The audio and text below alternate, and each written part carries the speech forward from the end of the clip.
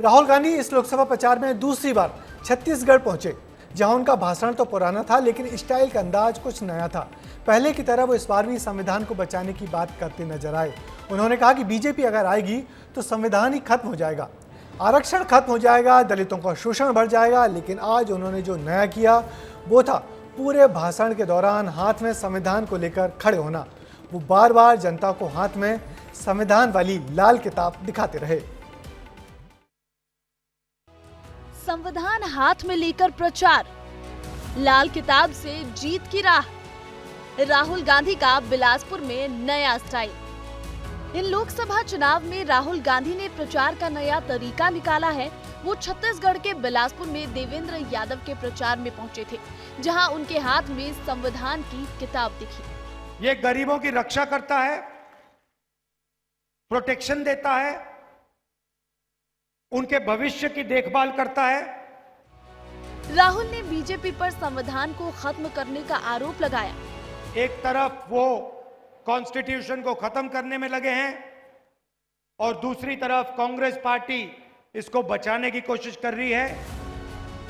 राहुल ने कहा कि हम अंग्रेजों से लड़े थे, इसलिए हम संविधान की किताब को ज्यादा अच्छे से समझते हैं। कांग्रेस पार्टी कहती थी ये संविधान के लिए हम लड़े थे, अंग्रेजों से हम लड़े थे, हम इस किताब को बहुत अच्छी तरह समझते हैं। बीजेपी के 400 पार वाले नारे पर भी राहुल गांधी ने निशाना साधते हुए कहा कि अब बीजेपी 150 पार की भी बात नहीं कर रही है।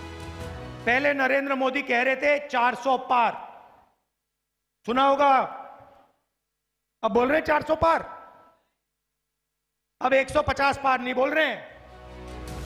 राहुल गांधी बार बार बीजेपी पर हाथ में संविधान की किताब को लेकर निशाना साधते रहे, लेकिन सच है कि संविधान में सबसे बड़ा बदलाव इंदिरा गांधी ने किया। इंदिरा ने 1975 में 39वां संशोधन किया। इंदिरा ने न्यायपालिका से आपातकाल में समीक्षा करने का अधिकार छीना था। इंदिरा ने 1976 में 42वां संशोधन किया था। संविधान में धर्मनिरपेक्ष और समाजवादी शब्द को जोड़ा। राष्ट्रपति शासन भी कांग्रेस के वक्त में सबसे ज्यादा बार लगा है। अब तक देश में 132 बार राष्ट्रपति शासन लगा है, जिसमें 90 बार धारा 356 का उपयोग कांग्रेस पार्टी ने किया। देश आजाद होने के ठीक बाद 1951 में सबसे पहले प्रयोग पंडित जवाहरलाल नेहरू ने किया। इंदिरा गांधी के कार्यकाल में धारा 356 का उपयोग 1966 से 1977 तक 36 बार किया गया। यानी बीजेपी पर सवाल उठाने से पहले राहुल को अपनी पार्टी और परिवार को देखना चाहिए।